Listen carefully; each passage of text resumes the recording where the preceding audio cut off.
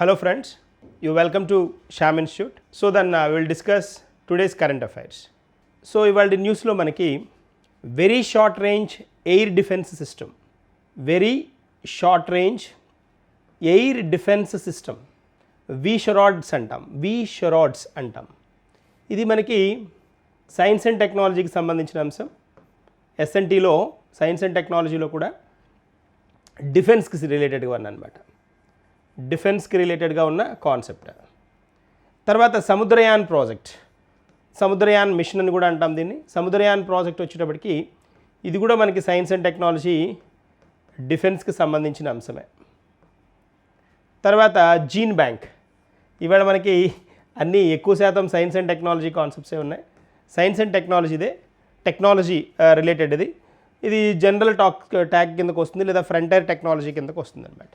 Frontier technology కింద చెప్పుకోవచ్చు, లేదా జనరల్గా మనం నార్మల్ జనరల్ కాన్సెప్ట్ కింద చెప్పుకోవచ్చు సైన్స్ అండ్ టెక్నాలజీనే. సో ఇప్పుడు కనుక ఒకసారి మనం చూస్తే వన్ బై వన్ డిస్కస్ చేయడం కనుక స్టార్ట్ చేస్తే, ఫస్ట్గా చూద్దాం విషరాడ్స్.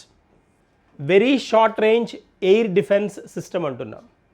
వెరీ షార్ట్ రేంజ్ అంటున్నాం కాబట్టి జనరల్గా short range, very short range, medium range, high range, ఇది జనరల్గా ఉండే ఫెనామినా. సో ఇక్కడ చూడండి, మ్యాన్ ప్యాడ్ అంటారు వీటిని. అంటే మనుషులు తీసుకువెళ్ళగలిగేవి, పోర్టబుల్ అన్నమాట. ఇవి పోర్టబుల్ ఎయిర్ డిఫెన్స్ సిస్టమ్స్ అనమాట. ఇవి అంటే వీటిని ఇలా షోల్డర్ మీద పెట్టుకొని పేలుస్తారనమాట. వీటిలోంచి మనకి మిజైల్స్ వెళ్ళి మనం పెట్టుకున్న టార్గెట్ ఏదైతే ఉందో, లక్ష్యం ఏదైతే ఉందో దాన్ని టార్గెట్ చేసి అక్కడ పేలుతాయి అన్నమాట. ఇది ప్రాసెస్ జనరల్గా. Very short range air defence system అంటున్నాం. వెరీ షార్ట్ రేంజ్ అన్నాడు కాబట్టి తక్కువ దూరంలో ఉన్న లక్ష్యాలని టార్గెట్ చేసే మెకానిజం ఇది అని అర్థం అవ్వాలి. ఇక్కడ మనిషి కూడా మోసుకెళ్ళగలిగే చాలా తక్కువ దూరం ప్రయాణించగల వాయురక్షణ క్షిపణి వ్యవస్థ అంటున్నాడు. వాయురక్షణ క్షిపణి వ్యవస్థ. వాయురక్షణ అంటే ఏంటి అని అంటే మనకి జనరల్గా ఎయిర్ డిఫెన్స్ సిస్టమ్ అంటున్నాం కదా, ఎయిర్ డిఫెన్స్ సిస్టమ్ అనమాట. ఇది ఇక్కడ దీని మరి షార్ట్ రేంజ్లో వెళ్తుంది కదా, తక్కువ దూరాలను టార్గెట్ చేస్తుంది కదా. అంటే తక్కువ దూరంలో ఎగిరే మనకి హెలికాప్టర్స్ ఉంటాయి కదా, ఈ హెలికాప్టర్లను కానీ, లేదా తక్కువ హైట్లో వెళ్ళే డ్రోన్లను కానీ, తక్కువ ఎత్తులో ఎగురుతున్న లక్ష్యాలను తటస్థీకరించడానికి రూపొందించబడింది. వాటిని తక్కువ హైట్లో వెళ్తున్న వాటిని టార్గెట్ చేసి బ్లాస్ట్ చేయడానికి ఈ వ్యవస్థను ఉపయోగిస్తారనమాట. అంటే శత్రువుల యొక్క హెలికాప్టర్లు కానీ, లేదా ఏవైనా అటాక్ చేయడానికి వచ్చిన హెలికాప్టర్స్ కానీ, డ్రోన్లు కానీ, ఇలాంటి వాటిని తటస్థీకరించడానికి, అంటే వాటిని ఫంక్షనింగ్ ఆపేయడానికి, లేకపోతే వాటిని బ్లాస్ట్ చేయడానికి మన విషరాడ్స్ ఉపయోగిస్తారనమాట. దీనిలో ఇంకొన్ని పాయింట్స్ కనుక మనం చూస్తే, వెరీ షార్ట్ రేంజ్ ఈ డిఫెన్స్ సిస్టమ్ అనేది మనకి దీని గురించి కొంచెం డెప్త్గా వెళ్దాం. ఇది డిఆర్డిఓ ప్రయోగశాలల సహకారంతో హైదరాబాద్లోని రీసెర్చ్ సెంటర్ ఇమారత్ రీసెర్చ్ సెంటర్లో దేశీయంగా డెవలప్ చేయబడింది అనమాట. అంటే డొమెస్టిక్గా, అంటే మన సాంకేతిక పరిజ్ఞానాన్ని ఉపయోగించి మనం అభివృద్ధి చేసిన ఒక మిజైల్ అనమాట, డిఫెన్స్ సిస్టమ్ అనమాట. తర్వాత ఇది తక్కువ ఎత్తులో ఉన్న వైమానిక ముప్పులను తటస్థీకరించడానికి ఉద్దేశించబడింది. తక్కువ ఎత్తులో ఉన్న వాటిని తటస్థీకరించడానికి అనేది ఇక్కడ మనకి మెయిన్ పాయింట్ అనమాట. తక్కువ ఎత్తే కదా దీని టార్గెట్. ఇప్పుడు చూడండి ఒకసారి ఎట్ గ్లాన్స్ కనుక చూస్తే, ఇదిగోండి ఇక్కడ కనిపిస్తుంది కదా, ఇలా ఉంటుందన్నమాట. విషరాడ్స్ ఇలా ఉంటుంది. ఇది అంటే టార్గెట్ చేసే పద్ధతి ఎలా ఉంటుంది అని అంటే, షార్ట్ రేంజ్లో ఉన్న హెలికాప్టర్లని, డ్రోన్లని టార్గెట్ చేస్తుంది అనమాట. ఇదిగోండి ఇక్కడ కనిపిస్తుంది కదా, ఇక్కడ మనకి ఈ వ్యవస్థ, ఇదిగోండి ఇలా త్రో చేస్తారు, వీటిని ఇలా త్రో చేస్తారనమాట. సో ఇవి మనకి ఇక్కడ ఎక్కడ దీన్ని ట్రయల్ వేశారు అని అంటే, ఒడిస్సా చాందీపూర్. అంటే అది పనిచేస్తున్నాయా లేవా అనేది ఎక్కడ పరీక్షలు ఎక్కడ జరుగుతాయి అని అంటే, స్కోప్ ఉన్న ఏరియాస్లో ఒడిస్సా చాందీపూర్ ఒకటి, రాజస్థాన్లో పోఖ్రాన్ ఒకటి. అక్కడ జనరల్గా ఇవి పనిచేస్తున్నాయా లేదా అనేది చెక్ చేస్తారు. సో ఇక్కడ DRDO successfully flight tested from a ground based portable launcher from integrated test range of Chandipur అంటున్నాడు. ఇక్కడి నుంచి అనమాట, చాందీపూర్ నుంచి. ఎక్కడి నుంచి అనేది కూడా మనకి ఇంపార్టెంట్ అనమాట. తర్వాత నెక్స్ట్ వన్కి వెళ్దాం. నెక్స్ట్ పాయింట్ ఇంకోటి డిస్కస్ చేద్దాం. ఇక్కడ చూస్తే ఈ క్షిపణి యొక్క డైమెన్షన్స్ చూద్దాం. వీటి కొలతలు ఏమేమి ఉన్నాయో చూద్దాం. డైమెన్షన్స్ పొడవు వచ్చేటప్పటికి 2 మీటర్స్, అంటే 2 మీటర్స్ అని ఆప్షన్స్లో ఉన్నా కరెక్టే, లేదా 6 అడుగుల 7 అంగుళాలని ఉన్నా కరెక్టే. 6-7 2 మీటర్స్ అంటే పర్ఫెక్ట్గా 6-7 అనమాట. వ్యాసం వచ్చేటప్పటికి దీనికి 90 మిల్లీమీటర్లు లేదా 3.5 అంగుళాలు. ఇంత డీప్గా రాడు, బట్ ఆ పొడవు మాత్రం అడగడానికి స్కోప్ ఉంటుంది. తర్వాత రెక్కల పొడవు, వింగ్స్ ఉన్నాయి కదా, సైడ్ వింగ్స్ పొడవు వచ్చేటప్పటికి 32 సెంటీమీటర్లు ఉంటుంది. అది దాదాపుగా 13 అంగుళాలకు కౌంట్ అనమాట. తర్వాత దీని ద్రవ్యరాశి వచ్చేటప్పటికి మాస్ ఎంత ఉంటుంది అని అంటే 20.5 కిలోగ్రామ్స్ అనమాట. దాదాపుగా 45 పౌండ్లు అంటాం. 20.5 కిలోగ్రామ్స్, రఫ్గా 21 కిలోలు అనమాట. 21 కేజెస్ అనమాట. తర్వాత నెక్స్ట్ ఇంకొన్ని కనుక మనం చూస్తే, దీనికి ఇతర అంశాలు కనుక చూస్తే, కార్యాచరణ పరిధి ఎలా ఉంటుందంటే, ఇది టార్గెట్ని బేస్ చేస్తే, అంటే ఎంత దూరంలో ఉన్న టార్గెట్ని తటస్థీకరించగలదు అని అంటే 250 మీటర్ల నుండి 6 కిలోమీటర్లు, అంటే దాదాపుగా 820 అడుగులు నుండి 20,000 అడుగుల టార్గెట్ని ఆ పరిధిలో ఉన్నవి, ఆ రేంజ్లో ఉన్న వాటిని తటస్థీకరించగలుగుతుంది అనమాట. తర్వాత గరిష్ట వేగం ఎంత, ఇది చాలా ఇంపార్టెంట్. పొడవు తర్వాత అంత ఇంపార్టెంట్ వన్ ఏంటి అని అంటే వేగం, ఎంత స్పీడ్ అనేది. స్పీడ్ వచ్చేటప్పటికి మ్యాక్ 1.5 రేంజ్ అనమాట. మ్యాక్ 1.5 రేంజ్ అంటే దాదాపుగా గంటకి 1850 కిలోమీటర్లు, 1850 కిలోమీటర్స్ పర్ అవర్ అనమాట. గంటకు 1850 కిలోమీటర్లు. వార్ హెడ్ ఎంత తీసుకెళ్ళగలదు అంటే, మొత్తం దీని వెయిటే 20 కేజెస్ అనుకున్నాం కదా, 20.5 కదా, కాబట్టి వార్ హెడ్ రేంజ్ ఎంత ఉంటుందంటే 2 కిలోగ్రాముల, మొత్తం 20.5 కిలోగ్రాములు దీని ద్రవ్యరాశి, మొత్తం మాస్. బట్ ఇది ఎంత వార్ హెడ్ని తీసుకెళ్ళగలదు, పేలోడ్ని ఆర్ వార్ హెడ్ని తీసుకెళ్ళగలదు అంటే మందుగుండు సామాగ్రిని తీసుకెళ్ళగలదు అని అంటే 2 కిలోలు అనమాట, 2 కేజీస్ అనమాట. వార్ హెడ్ రకం ఎలాంటి టైప్ ఇది, వార్ హెడ్ మోడల్ ఎలాంటి వార్ హెడ్స్ని తీసుకెళ్తుందంటే అడాప్టివ్ ప్రాక్సిమిటీ ఫ్యూజ్ అనమాట. ప్రాక్సిమిటీ ఫ్యూజ్ అంటే దాన్ని ఫ్యూజ్ అటాచ్ చేసుకోవచ్చు లేదా డిటాచ్ చేయొచ్చు అనమాట. అలాంటి మెకానిజం అడాప్టివ్ ప్రాక్సిమిటీ ఫ్యూజ్ని ఉపయోగిస్తారనమాట. ఇది మనకి వీషరాడ్స్ గురించి ఉన్న స్పెసిఫికేషన్లు, దాని గురించి సంబంధించిన అంశాలు. న్యూస్లో ఉంది కాబట్టి ఖచ్చితంగా దానికి రిలేటెడ్గా మనకి సైన్స్ అండ్ టెక్నాలజీలో క్వశ్చన్ అడగడానికి స్కోప్ ఉన్నది. మరి ఇక్కడ క్వశ్చన్స్ ఏం అడగచ్చు, ఎలా క్వశ్చన్ అడగచ్చు అనేది ఒకసారి చూద్దాం. ఇప్పుడు చూడండి, వీషరాడ్స్ ఏ రకమైన ప్రొపల్షన్ వ్యవస్థను ఉపయోగిస్తుంది అన్నాడు. ఈ propulsion, A type of propulsion అనేది ఒక్కొక్క మిజైల్ కానీ డిఫెన్స్ సిస్టంలో ఉన్న ఎయిర్ డిఫెన్స్ సిస్టమ్ అయినా ఏ డిఫెన్స్ సిస్టంలో అయినా ప్రొపల్షన్ మెకానిజం ఉంటుంది. రాకెట్స్ కానీ వాటికి ప్రొపల్షన్ మెకానిజం వాడతారు. ఇక్కడ ఏంటి అని అడుగుతున్నాడు, వీషరాడ్స్లో ఏ రకమైన ప్రొపల్షన్ వ్యవస్థను ఉపయోగిస్తారని అడుగుతున్నాడు. ఆప్షన్స్ చూద్దాం, ఒకటి 1 by 1. లిక్విడ్ ఫ్యూయల్ ఇంజిన్ అంటున్నాడు. లిక్విడ్ ఫ్యూయల్ ఇంజిన్ అంటున్నాడు. సెకండ్ వన్ వచ్చేటప్పటికి డ్యూయల్ థ్రస్ట్ సాలిడ్ మోటార్ అంటున్నాడు, DTSM అంట. తర్వాత థర్డ్ వచ్చేటప్పటికి హైబ్రిడ్ రాకెట్ ఇంజిన్ అంటున్నాడు, HRE అనమాట. ఫోర్త్ వన్ వచ్చేటప్పటికి ఎలక్ట్రిక్ ప్రొపల్షన్ అంటున్నాడు. ఈ 4 మెకానిజమ్స్ ఇచ్చాడు. ఇది వీషరాడ్స్ అనేవి డ్యూయల్ థ్రస్ట్ సాలిడ్ మోటార్స్ అనమాట. Dual thrust solid Motors. దీనిలో అడగగలిగితే ఇది మ్యాక్సిమం స్టేజ్ క్వశ్చన్. ఇంత దూరం దాకా కూడా అడగడు, బట్ అడిగాడు అని అంటే స్టాండర్డ్ వన్ అనేది. So dual thrust solid motor అనేది మన ఆన్సర్ కదా. సో ఆన్సర్ ఈజ్ B అనమాట. Answer B is correct. తర్వాత నెక్స్ట్ ఇంకొక క్వశ్చన్ చూద్దాం. వీషరాడ్స్ యొక్క ఏ లక్షణం దానిని వాయు రక్షణకు కీలకమైన ఆస్తిగా చేస్తుంది అంటున్నాడు. ఆస్తి అంటే ఇక్కడ అసెట్ అనమాట. అంటే ఇది కీలకమైందిగా లేదా ఇంపార్టెంట్ వన్గా దీన్ని ఎందుకు, ఏ లక్షణం వల్ల దీన్ని పరిగణిస్తారు అనేది పాయింట్ అనమాట. చూద్దాం ఒకసారి. దీర్ఘశ్రేణి లక్ష్య సామర్థ్యం అంటున్నాడు. ఇది దీర్ఘశ్రేణిది కాదు కదా, దీర్ఘశ్రేణి అంటే లాంగ్ రేంజ్ అనమాట. సో ఇది కాదు కాబట్టి మనకి రాంగ్, ఫస్ట్ ఆప్షన్ కాదు. పోర్టబిలిటీ మరియు వేగవంతమైన విస్తరణ అంటున్నాడు. పోర్టబిలిటీ అండ్ స్పీడ్ అంటున్నాడు. తర్వాత నెక్స్ట్ ఏమంటున్నాడు, ఇది కొంచెం ఆలోచిద్దాం. ఉపగ్రహ ఆధారిత మార్గదర్శక వ్యవస్థ అంటున్నాడు. అసలు ఉపగ్రహానికి సంబంధించిన పార్టే కాదు కదా, రాంగ్ ఆప్షన్. జలాంతర్గాముల నుండి ప్రయోగించగల సామర్థ్యం అంటున్నాడు. అసలు మనం ఎక్కడ సబ్మరైన్స్ నుంచి, జలాంతర్గాములు అంటే సబ్మరైన్స్ అన్నమాట, సబ్మరైన్. ఈ సబ్మరైన్ల నుంచి వీటిని ఉపయోగించవచ్చు అనే పాయింట్ మనం వినలేదు. ఎక్కడి నుంచి మ్యాన్ పోర్టబుల్ అంటున్నాం కాబట్టి మనిషి తీసుకువెళ్ళవచ్చు, లేదా భూమిలో ల్యాండ్లో నుంచి మనం త్రో చేయడానికి పాసిబిలిటీ ఉంటుంది. కాబట్టి ఇది రాంగ్ ఆన్సరే.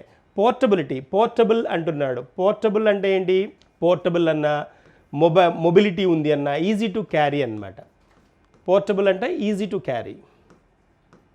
సో ఈజీగా తీసుకువెళ్ళడానికి, ఒక చోటు నుంచి ఇంకో చోటుకి తీసుకువెళ్ళి లేదా జరపడానికి వీలున్న సిస్టమ్ అనమాట, వ్యవస్థ అనమాట. కాబట్టి మన ఆన్సర్ ఏంటి? Answer B is correct. Answer B is correct అనమాట.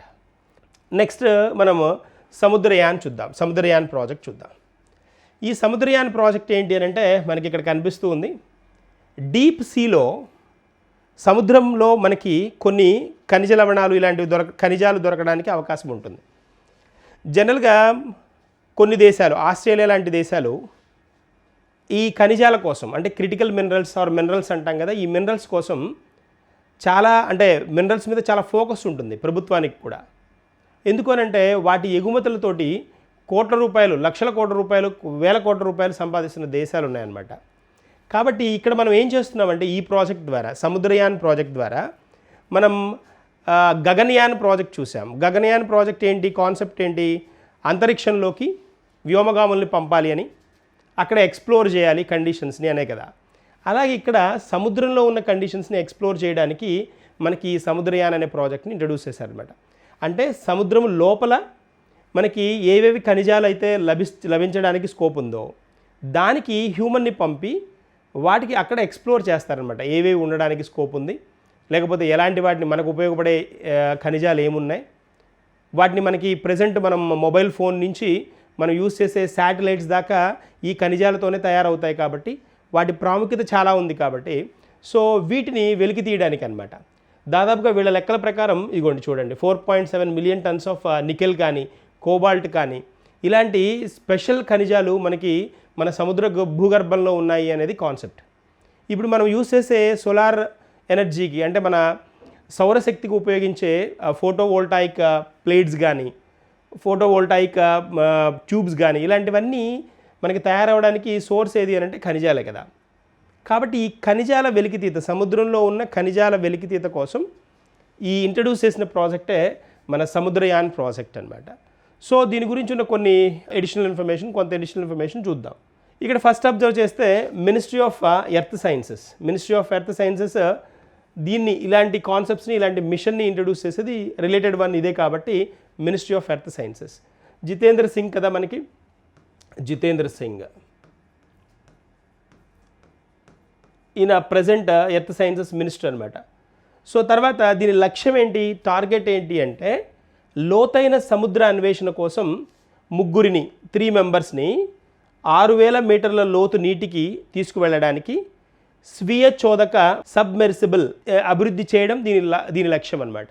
అంటే 3 దీని లోపలికి, అంటే నీటి భూగర్భంలోకి పంపించి అక్కడున్న పరిస్థితులని, కండిషన్స్ని, మనకు ఉపయోగపడే ఖనిజాలని ఏవేవి ఉన్నాయో తెలుసుకోవడం కోసం 6000 మీటర్లు కూడా ఇచ్చాడు. ఇలాంటి హైలైట్ అయిన పాయింట్స్ మనకి ఇంపార్టెంట్ అవుతాయి. స్టేట్మెంట్లో అడిగినప్పుడు ఎలా అంటాడు అంటే 6000, 10,000, 20,000 ఇలా ఇస్తాడనమాట. బట్ ఫిక్స్డ్ వన్ ఏంటి, మనకి ఇచ్చిన అఫీషియల్ నెంబర్ అంతా 6000 మీటర్స్ అనమాట. తర్వాత ఇక్కడ ఎంత మటుకు ఏ డ్యూరేషన్కి ఇది చేయాలి అంతే కదా. ఇది కూడా ఇలాంటివి స్టేట్మెంట్స్లో వస్తాయి. మనం హైలైట్ చేసుకోవాల్సిన పాయింట్స్ ఇవి. ఏ డ్యూరేషన్కి 2021 నుండి ఎప్పటిదాకా ఇది అంటే స్పాన్ 2025-26 ఈ సంవత్సరాల గ్యాప్లో వీటిని ఎక్స్ప్లోర్ చేయాలి అనేది కాన్సెప్ట్. మనం రీసెంట్గా చూస్తే నేషనల్ క్రిటికల్ మినరల్స్ మిషన్ కూడా ఇంట్రడ్యూస్ చేశారు కదా. NCMM అని చదువుకున్నాం మనం. NCMM ఏవేవైతే 30 రకాల క్రిటికల్ మినరల్స్ని గవర్నమెంట్ ఫోకస్ చేసిందని చెప్పుకున్నాం. ఆ మినరల్స్ తోటి ఏంటి అని అంటే మనం తయారీ రంగంలో వివిధ రకాలుగా వాటిని ఉపయోగించుకోవడానికి స్కోప్ ఉందన్నమాట మనకి. దానికోసం అంటే ఒకటే పాయింట్, ఆత్మనిర్భర్ భారత్ అనే కాన్సెప్ట్ని హైలైట్ చేస్తున్నారు కదా. అంటే ఏంటి, మనం వేరే కంట్రీస్ మీద డిపెండ్ అవ్వకుండా మన దగ్గర ఉన్న వనరులను, మనం సమృద్ధిగా ఉన్న వనరులను వాడుకోవడం ద్వారా వేరే దేశాల మీద మనం డిపెండ్ అవ్వడం తగ్గుతుంది, వాళ్ళ దగ్గర నుంచి ఇంపోర్ట్స్ చేసుకోవడం తగ్గుతుంది. ఇంపోర్ట్స్ చేసుకోవడం కనుక తగ్గితే, దిగుమతులు కనుక తగ్గితే ఖచ్చితంగా మన బ్యాలెన్స్ ఆఫ్ ట్రేడ్లో కూడా మనం పే చేయాల్సిన అమౌంట్స్లో కూడా డిఫరెన్స్ వస్తుంది. అప్పుడు ఆర్థికంగా సమృద్ధి సాధిస్తాం. అంతేకాకుండా మన దగ్గర ఉన్న వనరులు వాడడం వల్ల ఇక్కడున్న పరిస్థితులు మనం పర్ఫెక్ట్గా మేనేజ్ చేసుకోవడం వల్ల ఇక్కడ కూడా నిరుద్యోగులకి ఉద్యోగ అవకాశాలు కూడా కల్పించే స్కోప్ కూడా ఉంటుందన్నమాట. వీటన్నిటిని దృష్టిలో ఉంచుకొని ఇలాంటి కాన్సెప్ట్స్ మీద గవర్నమెంట్ బాగా ఫోకస్ చేస్తుంది అనేది పాయింట్. సో డ్యూరేషన్ కూడా ఇంపార్టెంట్ మనకి. నెక్స్ట్ పాయింట్ చూద్దాం. దీనిలోనే ప్రాముఖ్యత ఏంటి, దీని ఇంపార్టెన్స్ ఏంటి అని అంటే, జీవ వైవిధ్య అంచనా కోసం బయోడైవర్సిటీ ఉంటుంది కదా, బయోడైవర్సిటీని ఏ బయోడైవర్సిటీ ఉంది, జీవ వైవిధ్యం మనకి ఉపయోగపడే వైవిధ్యం ఏముంది, ఎలాంటి కోరల్ రీఫ్స్ ఉన్నాయా, అంటే పగడపు దిబ్బలు ఇలాంటివి ఉంటాయి కదా, అలాంటి వాటిని వెలికి తీయడానికి ఇంకేదైనా ప్రత్యేకమైన స్పెసిస్ ఏమన్నా ఉన్నాయా ఇక్కడ అనేది ఐడెంటిఫై చేయడానికి కూడా మనకు ఉపయోగపడుతుంది అనమాట ఈ మెకానిజం. ఇప్పుడు ఇక్కడ కనుక మనం చూస్తే ఇక్కడ కొన్ని పాయింట్స్, అడిషనల్ పాయింట్స్ చూద్దాం. దానిలో చూడండి, మాంగనీస్ ఒకటి, కోబాల్ట్ ఒకటి, కాపర్ ఒకటి, నికెల్, వీటితో పాటు ఇతర లోతైన సముద్ర నిక్షేపాలు వంటి ఖనిజ వనరులు బ్లూ ఎకానమీకి దోహదపడతాయి అంటున్నాడు. బ్లూ ఎకానమీ అనేది దేని రిప్రజెంట్ చేస్తుంది అని అంటే, బ్లూ ఎకానమీ అనేది మనకి సముద్రం నుంచి, వాటర్ బాడీస్ నుంచి వచ్చే ఎకానమీ అనమాట. అంటే వచ్చే ఆర్థికంగా పనికొచ్చే వస్తువులు అవ్వచ్చు, లేకపోతే ఖనిజాలు అవ్వచ్చు, ఏవైనా సరే ఆర్థికంగా మనల్ని సమృద్ధిగా మార్చే అంశాలన్నమాట. సో బ్లూ ఎకానమీ అంటాం దీన్నే. సముద్రం నుంచి లేదా నదుల నుంచి, వాటర్ నుంచి, ఆక్వా అనే కాన్సెప్ట్ అనమాట ఇక్కడ. తర్వాత పరిశోధన కనుక చూస్తే వేటి మీద పరిశోధనలు చేస్తున్నారు అంటే, హైడ్రోథర్మల్ వెంట్లు అంటే హైడ్రోథర్మల్ వెంట్ అంట, ఇవి అనమాట. పైన కనిపిస్తున్నాయి చూడండి, హైడ్రోథర్మల్ వెంట్లు కానీ, లేదా మీథేన్ సీప్స్ అంటాం, మీథేన్ సీప్ కానీ. తర్వాత కెమోసింథటిక్ జీవ వైవిధ్యం, ఇదిగోండి ఈ 3 అబ్జర్వ్ చేస్తే ఇలాంటివన్నీ సముద్ర గర్భంలో ఉంటాయన్నమాట. వీటి ద్వారా మనకి చాలా బయోడైవర్సిటీకి అంటే జీవ వైవిధ్యానికి చాలా ప్రత్యేకంగా ఉపయోగపడే అంశాలు ఇవి. వీటి మీద ఫోకస్ చేయడానికి, రీసెర్చ్ చేయడానికి, పరిశోధనలు చేయడానికి కూడా మనకి ఈ సముద్రయాన్ ఉపయోగపడుతుంది అనేది కాన్సెప్ట్. ఈ Samudrayaan project deep ocean mission అని కూడా పిలుస్తాం దీన్ని. డీప్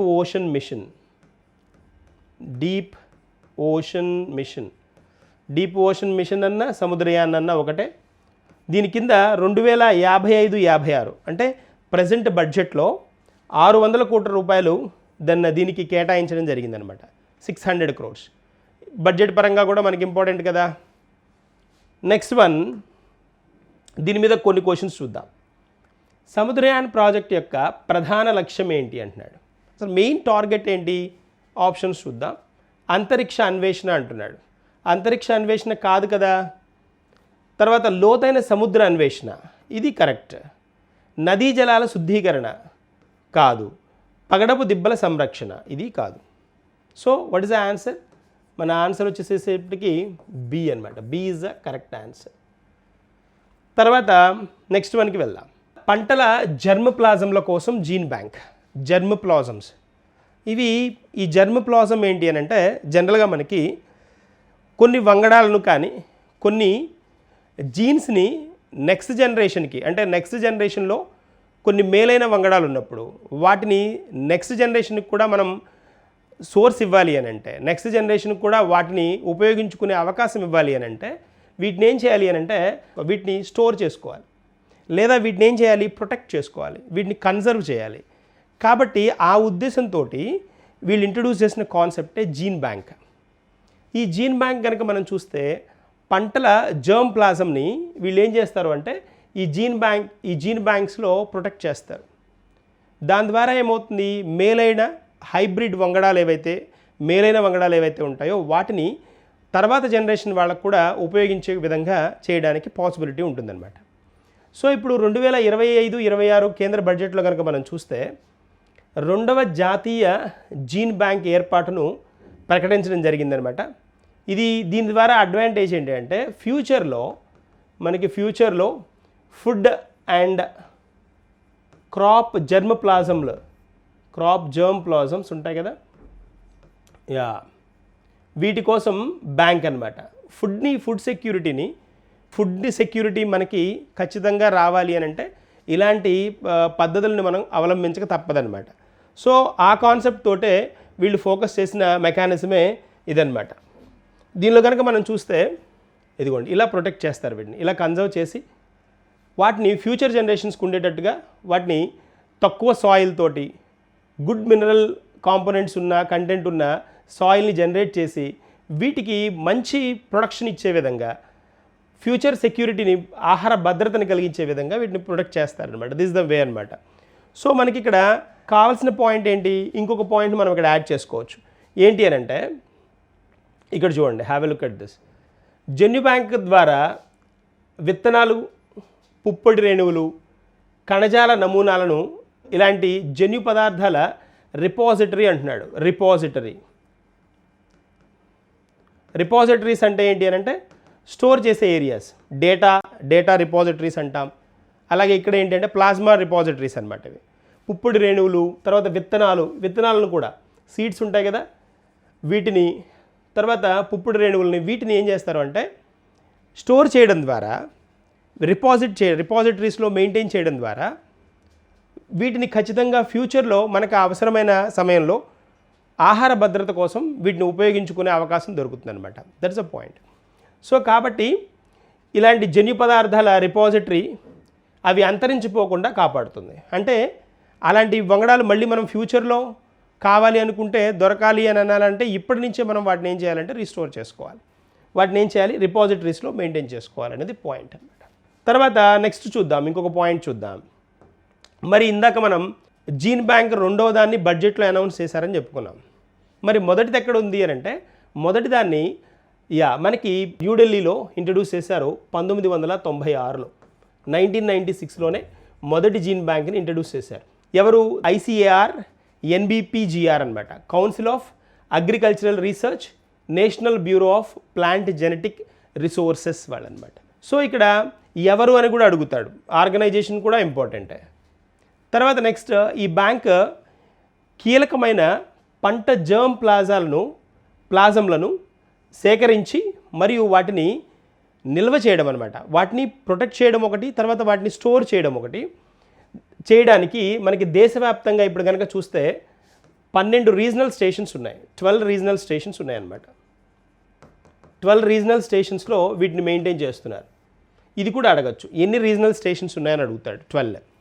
తర్వాత ఈ జర్మ్ ప్లాజంలు పరిశోధన, పరిరక్షణ మరియు పంట పెంపకం,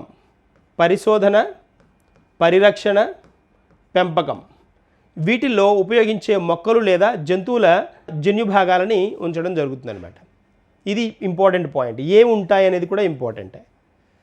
తర్వాత నెక్స్ట్ చూస్తే ఒక క్వశ్చన్ చూద్దాం, సింపుల్ క్వశ్చన్ చూద్దాం కొన్ని.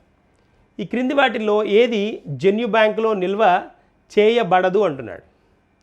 ఏది నిల్వ చేయబడదు అంటున్నాడు. విత్తనాలు, సీడ్స్ నిల్వ చేయబడతాయి కదా, విత్తనాలు చేయబడతాయి. పుప్పొడి రేణువులు అవి కూడా చెప్పాం కదా, పుప్పొడి కూడా అని చెప్పుకున్నాం కదా. తర్వాత DNA నమూనాలు కూడా హోల్డ్ చేయబడతాయి. పురుగు మందులు అన్నాడు. పురుగు మందులు అంటే పెస్టిసైడ్స్ కదా, పెస్టిసైడ్స్ ఉండవు కదా. కాబట్టి ఆన్సర్ ఏమవ్వాలి? Answer is D. ఎందుకు చేయబడదు, నిల్వ చేయబడదు అన్నాడు కాబట్టి ఆన్సర్ డి ఈజ్ కరెక్ట్. తర్వాత నెక్స్ట్ ఇంకొక పాయింట్ చూద్దాం, ఇంకొక క్వశ్చన్ చూద్దాం. వ్యవసాయంలో జన్యు బ్యాంకుల ప్రాముఖ్యత ఏమిటి అని అంటున్నాడు. జన్యు బ్యాంకుల ప్రాముఖ్యత ఏంటి? భవిష్యత్ సంతానోత్పత్తి కార్యక్రమాల కోసం జన్యు వైవిధ్యాన్ని సంరక్షించడంలో అవి సహాయపడతాయి అన్నాడు. రసాయన ఎరువుల వాడకాన్ని పెంచుతాయి, నో కదా. తర్వాత అవి వ్యవసాయంలో నీటిపారుదల అవసరాన్ని తగ్గిస్తాయి, నో. అవి సహజ పరాగ సంపర్క ప్రక్రియలను భర్తీ చేస్తాయి, ఇది కూడా కాదు కదా. సో ఇదేంటి? భవిష్యత్ సంతానోత్పత్తి కార్యక్రమాల కోసం జన్యు వైవిధ్యాన్ని, జీన్ డైవర్సిటీని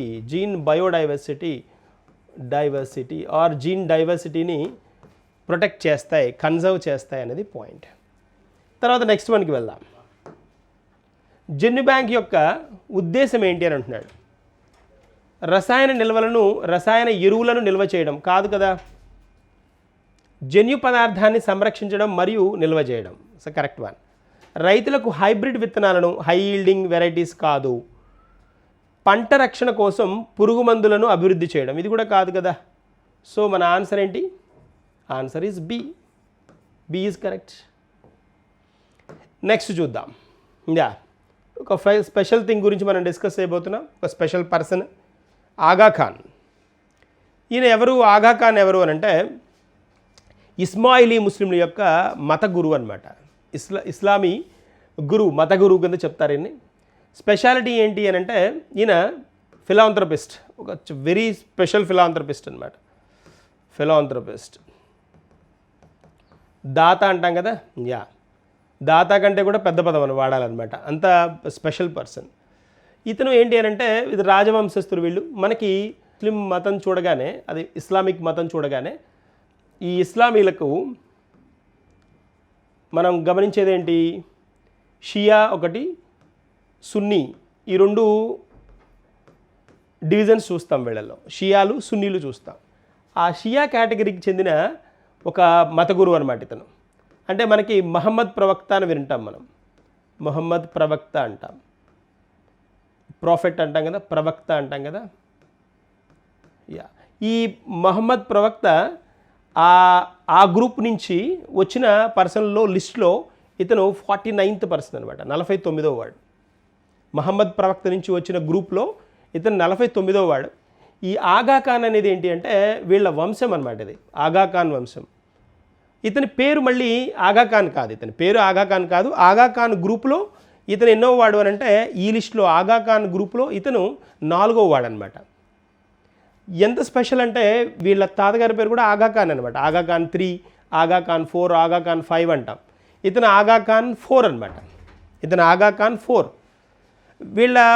వీళ్ళ ఫాదర్ ఆగా ఖాన్ 3 అవ్వాలి కదా. నో, వాళ్ళ ఫాదర్ కాకుండా వాళ్ళ తాతగారి తర్వాత డైరెక్ట్గా ఇతనికి 20 సంవత్సరాలకి ఏం చేస్తారంటే ఇతన్నే కింగ్గా మార్చేస్తారనమాట. అదొక స్పెషల్ థింగ్ ఇక్కడ. సో ఇతను ఇప్పుడు మనం చూస్తున్న ఆగా ఖాన్ ఎవరైతే ఉన్నారో చనిపోయారు ఆయన. హీ పాస్డ్ అవే అనమాట. కరీం అల్ హుస్సేనీ ఆగా ఖాన్ అంటాం ఇతను. ఇతను 4 అనమాట, నెంబర్ 4.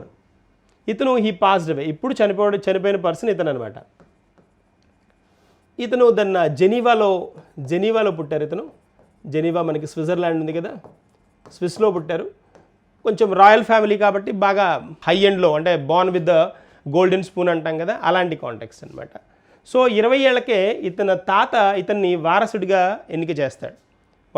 ఇతని ఫాదర్ని కాకుండా డైరెక్ట్గా మనవడినే నెక్స్ట్ కింగ్గా, నెక్స్ట్ వారసుడిగా అనౌన్స్ చేస్తాడనమాట. అందుకని ఇతను అనౌన్స్ చేసిన తర్వాత ఇతను 49వ ఆధ్యాత్మిక గురువుగా హోల్డ్ అవుతాడు. ఎవరు? మనం ఇప్పుడు చూస్తున్న ఆగా ఖాన్ 4 ఇతను అనమాట. 49వ ఆధ్యాత్మిక గురువు, ఇస్లామీల మత గురువు అనమాట. ఇతనికి స్పెషల్గా మనం చెప్పాలి అంటే 1957లో ఇంగ్లాండ్ రాణి మనకి ఎలిజబెత్ అంటాం కదా, ఈవిడ ఎలిజబెత్ ఈయనకి హిజ్ హైనెస్ అనే గౌరవాన్ని ప్రకటించారనమాట. ఈవిడ హిజ్ హైనెస్ అనే గౌరవప్రదమైన టైటిల్ని ఇవ్వడం జరిగిందనమాట, హిజ్ హైనెస్ అని. ఎవరికి? ఆగా ఖాన్కి, ప్రజెంట్ ఉన్న 4th పర్సన్కి. మనకి క్వశ్చన్ కూడా అలాగే అడుగుతాడు, ఎవరికి ఎలిజబెత్ రాణి ఇలా హిజ్ హైనెస్ అని టైటిల్ని ఇచ్చారు, బిరుదు ఇచ్చారు అని అడుగుతాడు. దట్ ఈజ్ కరీం అల్ హుస్సేనీ ఆగా ఖాన్ 4 అనమాట. 2015లో మనకి భారత గవర్నమెంట్ ఇతనికి పద్మవిభూషణ్ ఇవ్వడం కూడా జరిగింది. ఈ ఆగా ఖాన్ డెవలప్మెంట్ నెట్వర్క్ సేవా సంస్థ ఉంది. దీని ద్వారా హెల్త్కి రిలేటెడ్గా ఆరోగ్యం, విద్య, తర్వాత ఇతర సేవలని వీళ్ళు ఏం చేస్తారు అని అంటే చాలా దేశాల్లో, మిడిల్ ఈస్ట్లో, తర్వాత పోతే మనకి బంగ్లాదేశ్, మయన్మార్, ఆఫ్ఘనిస్తాన్ ఇలాంటి కంట్రీలో కూడా వీళ్ళు ఈ నెట్వర్క్ని స్ప్రెడ్ చేసి చాలా స్వచ్ఛందంగా చాలా కార్యక్రమాలను చేస్తూ ఉంటారనమాట. ఇతని తర్వాత ఇప్పుడు మరి ఇతను చనిపోయాడు కదా, ఇతని తర్వాత నెక్స్ట్ కింగ్ ఎవరు అని అంటే ఆగా ఖాన్ 5. ఆగా ఖాన్ 5గా రాబోతుంది ఎవరు అంటే రహీం అల్ హుస్సేనీ అనమాట. ఇతను 5th వన్, నెక్స్ట్ అనమాట. ఇతను ఎన్నో వాడు అవుతాడు? 50వ గురువు అవుతాడు. 50th దెన్ ప్రొఫెట్ అనమాట. 50th పర్సన్గా మారతాడు ఇతను. 50th గురువుగా మారతాడనమాట. సో ఇది మనకి ఈయన గురించి ఉన్న ఇన్ఫర్మేషన్. తర్వాత ఇతని పేరు మీదుగా అంటే వీళ్ళ తాతగారి పేరు మీదుగా ఆగా ఖాన్ III పేరు మీదుగా మనకి ఆగా ఖాన్ హాకీ టోర్నమెంట్ కూడా జరుగుతుంది. ఆగా ఖాన్ హాకీ కప్ కూడా ఇస్తారు. ఈ హాకీ కప్పు వీళ్ళ తాతగారి పేరు మీదుగానే ఇస్తారన్నమాట. ఆగా ఖాన్ III పేరు మీదుగా ఇస్తారు. ఇది కూడా చాలా ఫేమస్ హాకీ కప్ అనమాట అది. ఓకేనా, దట్స్ వన్. తర్వాత నెక్స్ట్ మనకి వెళ్దాం. ఇది ఇక్కడ కనుక అబ్జర్వ్ చేస్తే మన కోసం మన మిత్ర. ఇక్కడ ఏంటి అని అంటే ఇది మనం ఈ యాప్ గురించి మాట్లాడుకున్నాం. ఆంధ్రప్రదేశ్ ప్రభుత్వం చాలా ప్రెస్టీజియస్గా ఇంట్రడ్యూస్ చేసిన ఒక యాప్, వాట్సాప్ యాప్ ఇది. దీని స్పెషాలిటీ ఏంటి అని అంటే మన దైనందిక కార్యక్రమాలు ఏవైతే మనం రోజువారీగా చేసే ఆర్థిక సంబంధమైన లేకపోతే మనకి ప్రభుత్వానికి దగ్గర నుంచి మనకి రావాల్సిన లేదా మనం ప్రభుత్వానికి పెట్టుకునే అర్జీలైనా లేదా మనం కట్టే ఎలక్ట్రిసిటీ బిల్స్ అయినా మనం చేసే ట్రాన్సాక్షన్స్ అయినా లేకపోతే టెంపుల్స్ లాంటి వాటిని మనం విజిట్ చేయాలి అని అంటే ముందుగా తీసుకోవాల్సిన పర్మిషన్స్ అయినా లేకపోతే ఎక్కడికైనా స్పెషల్ ప్లేస్ విజిట్ చేయాలి అంటే మనం ముందుగా బుక్ చేసుకోవడానికైనా ఇలాంటి అన్నింటికీ ఒకే సింగిల్ సోర్స్ కింద ఆంధ్రప్రదేశ్ ప్రభుత్వం ఇంట్రడ్యూస్ చేసిన వాట్సాప్ నెంబర్ ఇదనమాట. 9552300409 అనమాట. దీని ద్వారా ఏంటి అంటే సులభంగా సమర్థంగా పౌర సహాయక సేవల్ని అందించడం ముఖ్య ఉద్దేశం అనమాట. ఇది అందుబాటులోకి రాష్ట్ర ప్రభుత్వం వాట్సాప్ గవర్నెన్స్ కింద ఇది అందరికీ అందుబాటులో ఉంచబోతున్నారు. దీని ద్వారా ఏంటి అని అంటే ఇట్లాంటివి చూడండి, సాఫీగా దైవ దర్శనాలు చేసుకోవచ్చు, ఆలయాల దర్శనం కానీ సేవలు కానీ దానాలు కానీ ఇలాంటి వాటన్నిటి మనం చేయొచ్చు.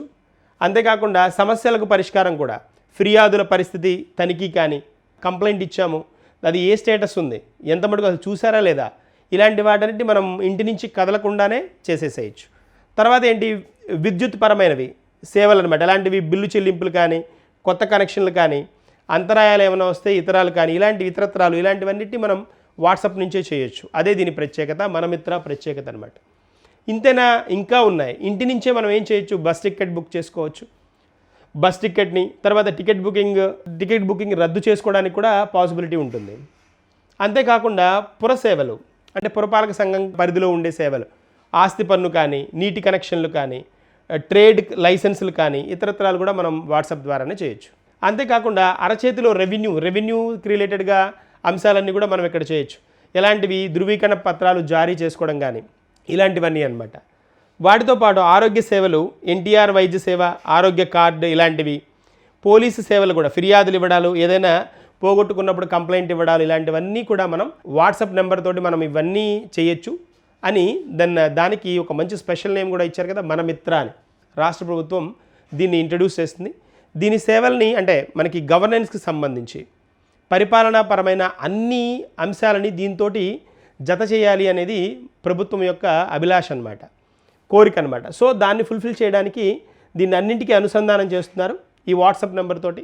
మనం సాంకేతికపరమైన అంశాలు ఏమన్నా ప్రభుత్వం ఇంట్రడ్యూస్ చేస్తే వాటిని వినియోగించుకోవడం ప్రజల యొక్క ఖచ్చితంగా ధర్మం. కాబట్టి అసలు పనిచేస్తుందా, ఎలాంటి వర్క్లు ఉన్నాయి దీనివల్ల, ఎలాంటి ఫెసిలిటీస్ ఉన్నాయి, అంత ఫాస్ట్గా అవుతుందా లేదా, మనం ఎప్పటికప్పుడు వీటిని ఇలాంటి కాన్సెప్ట్స్ విన్నప్పుడు ఓన్లీ సబ్జెక్ట్ పరంగా విని ఊరుకోవడమే కాదు, వాటిని ట్రయల్ కూడా వేస్తూ ఉండాలి. ఎంత మటుకు పనిచేస్తాయి, మన సర్వీసెస్ ఎంత మటుకు ఫుల్ఫిల్ అవుతున్నాయి, పాజిటివ్గా ఉంది, అంతా బాగుంది అంటే నలుగురికి స్ప్రెడ్ చేయడం ఫాస్ట్గా. అంటే మారుతున్న కాలాన్ని బట్టి మనం కూడా ఏమవ్వాలంటే మారాలి. కొత్తగా వస్తున్న పోకడలను, సాంకేతికతను మనం ఏం చేసుకోవాలంటే అడాప్ట్ చేసుకోవాలి. అప్పుడు ఏమవుతాం, బెస్ట్ సిటిజన్స్గా మనం కూడా మారడానికి ఉంటుందన్నమాట. అంటే ప్రభుత్వం ఎవరి కోసం ఇంట్రడ్యూస్ చేస్తుంది, ఇవన్నీ మన కోసమే. కాబట్టి మనం వాటిని పర్ఫెక్ట్గా ఉపయోగించుకొని వాటి నుంచి కనుక లబ్ధి కనుక పొందుతున్నామనంటే గవర్నమెంట్ ఇంట్రడ్యూస్ చేసిన దానికి రీజన్ పర్ఫెక్ట్గా రీచ్ అవుతుంది. పబ్లిక్ సేవలు కూడా, రిక్వైర్మెంట్స్ కూడా ఫుల్ఫిల్ అవ్వడానికి స్కోప్ ఉంటుంది. దిస్ వే ఇది అనమాట మన కాన్సెప్ట్. సో దీంతో మనకి ఈరోజు కరెంట్ అఫైర్స్ మనం డిస్కస్ చేసాం. నెక్స్ట్ కొన్ని కరెంట్ అఫైర్స్తో మళ్ళీ నెక్స్ట్ సెషన్లో కలుద్దాం. Thank you and good luck.